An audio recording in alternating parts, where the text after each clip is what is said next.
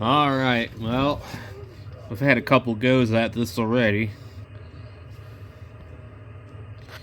So all the ones with a green line I've already replaced. And I'm just kind of pulling out of my parts bin. But basically, all these nice big old huge silver things coming out of there. I don't know if this is actually going to work or not. I suspect there could be something else wrong. But I just wanted to do the deal. Now, I watched a video of the guy Dave from EEB blog, and he had one that did exactly like mine. He even put one of these caps in backwards and got the scope to work, and then the cap exploded. So positive, positive, positive. I didn't change any of these. I believe this is on the 5-volt rail, and then none of this is, but we'll see what happens. Jesus criminy. Okay, so what you're going to do is be putting it back together, which is kind of a pain because you get these two boards and they sandwich together and then they sit down in here. So it's not like super easy, but just for the hell of it, I'll film it so that you guys can see what I'm actually struggling with, I guess. So let me get this going over here. Now, don't mind me because this is going to probably take a minute. Okay, so we got this wire here, and that goes to our fan.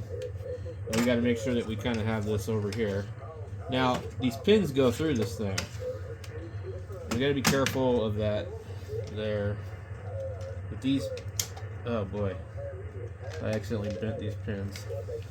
Oh man. Now, these actually can come out if you bend them like I did on accident. You can technically straighten them back out. You don't want to do this too many times. There's a clip right here, and this thing can potentially come out. I had to move one of them prior because I couldn't get the thing to go back together. But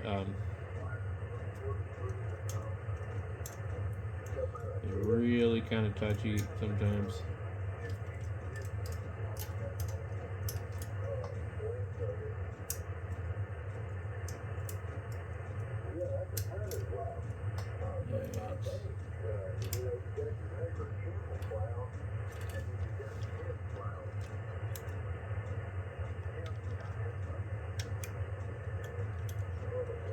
I'm hoping this is going to work because I really don't want to do this again. Now once you get that sandwiched in there, you get these funky little clips. And you gotta make sure that these here are in there, and then you got these clips here.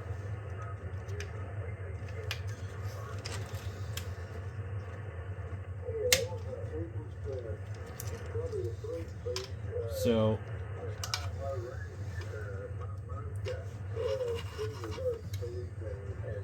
I hate to put it all back together because I feel like I'm gonna have to take it apart again and again and again. But these go in here, and they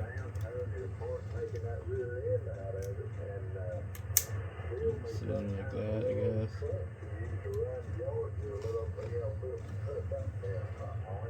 I don't know. Seems like just too many times. I think you can break these. This one here, there's almost like a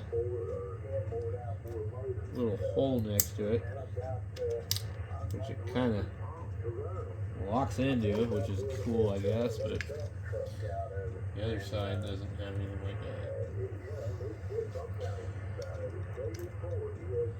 And you can kind of tell where these go because there's notches in the board, but then after you get that part done, you need to put this piece back in here.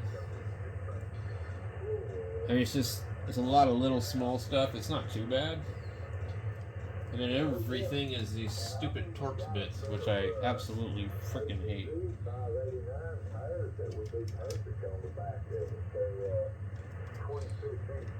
I have no idea what the hell these guys are talking about that I'm listening to. They were talking about shrimp gumbo for about probably an hour.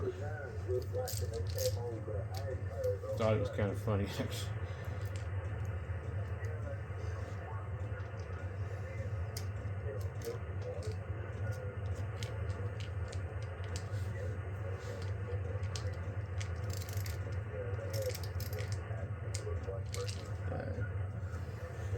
That, and then this is a heat sink that goes down on the bottom, and then another thing, there's a cover that goes over this thing. I'm not putting it on there, I don't think. Well, actually, you know what? I think I will, because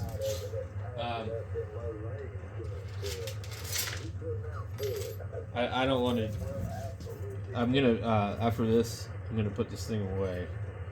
So if it does not work after this, that's fine. We will just we'll be okay with that. I will deal with it at another time. So, and I don't have all the capacitors to do this deal, so I don't remember what the other ones are that are left. And I didn't even use the exact same values here, but I've seen other people do the same crap, so I feel like I should be okay. One of these is a different size. It ain't that one.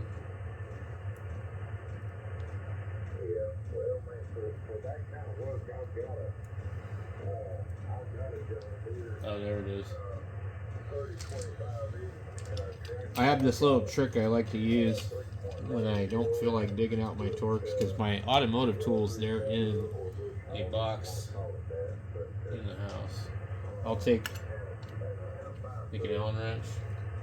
You'll find a certain size, if I can find it, especially if it has a ball end on it, and it'll tighten your Torx. Not if you're dealing with something that's really, really bad, but anyway. Okay, so what else do we got here? We got there's this cover right here, 250 volts primary.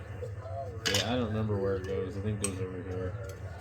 You know, I'll probably put that right in there like that, because it's more crap. I don't know. Let me see. Now, when you plug this thing back in, you've got all this stuff here, and it's sitting underneath here. It's really this one, and this one, and this one, and they're kind of hard to get to. So, I believe the cover was in which, where was it? I don't remember now.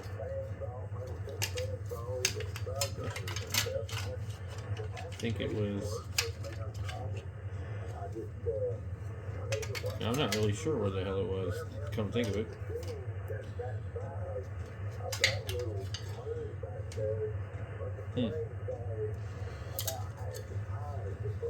Maybe it went this way. Yep.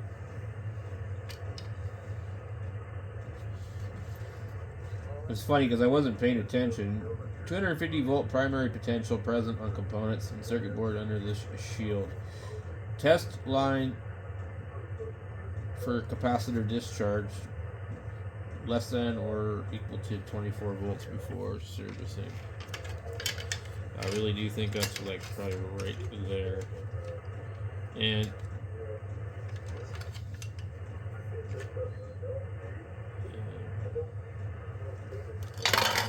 now let's see.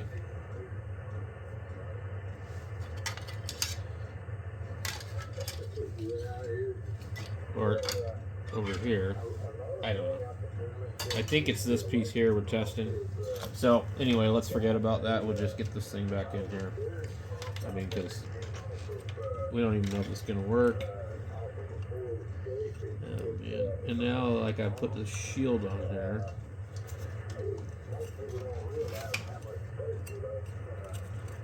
Now I gotta try and fish this crap up in here. Get it.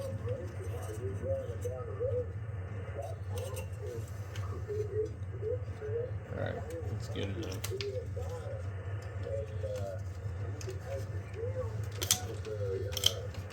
There's actually a lot of room in this scope in the inside compared to like the old 80s stuff, but it's still, you know, I don't like it. So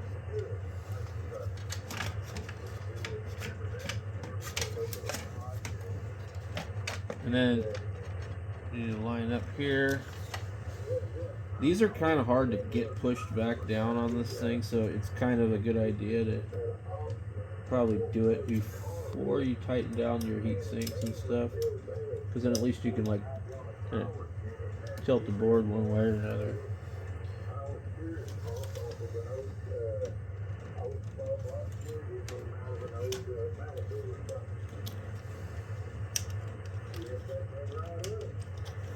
Alright, now we get the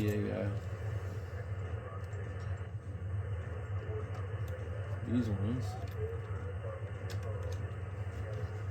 I'm really just hoping this damn thing comes to life, because I really, you know, don't want to keep doing this all night. Man. What I need is my needle nose pliers. I don't know what I did with them.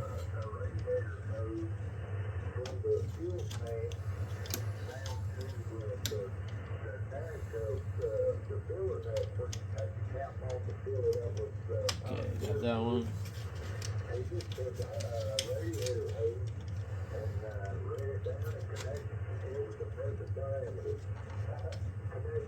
There we go.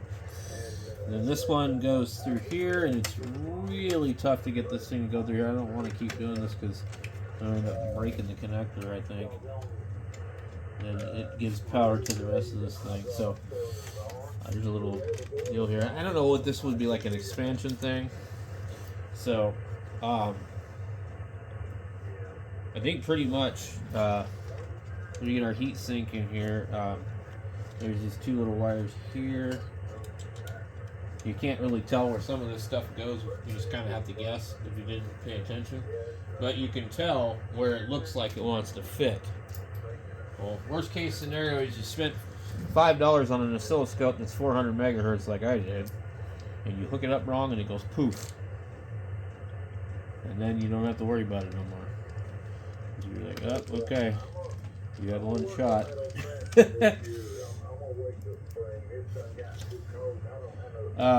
I really want my other scope fixed, but I don't think there's a way to fix it, so the hell? I feel like it's my other scope is a it must be a different type of screw. I think I put the wrong screw in here.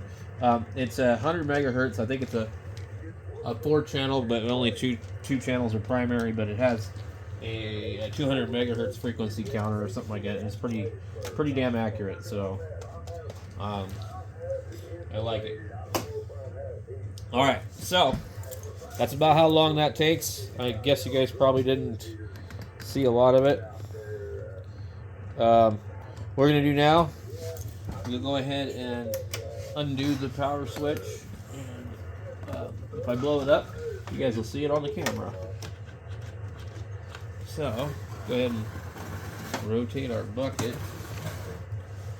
Let's see here.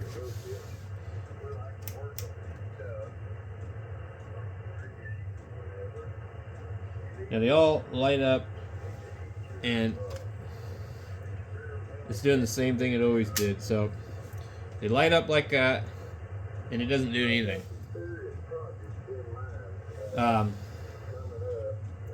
You push the beam fine. It's going through some kind of test, okay? And these indicate whatever the hell is wrong with it. When the guy had it at the Ham Fest, he powered it on, and some stuff came across the screen, and he was jumping around, and I knew right away it didn't look good. And I said, it's going to need capacitors. And then he started doing this, something over here. And then he said, I don't know, what have I done wrong? And he said, oh well. He said, $5. And I bought it. So I was going to give him 20 for it.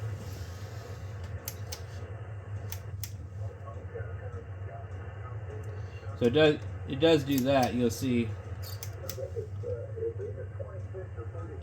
But it doesn't come on. Now, the guy on the EEV blog, he might have replaced some other caps on the other board, I don't know. But I suspect it could be something else, you know, so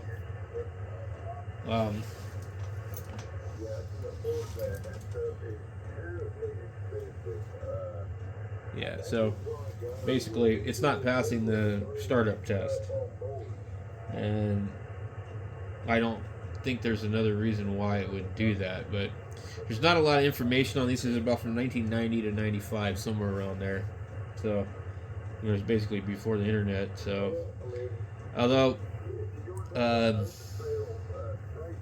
guess they're supposed to be pretty popular, I don't know. So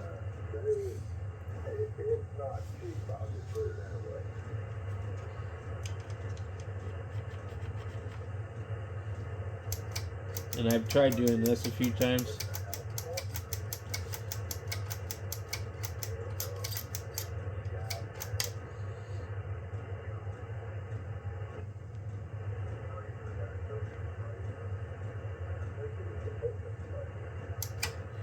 So I'm not able to fix it so far. I don't know, I don't have a lot of time into it, but it is what it is.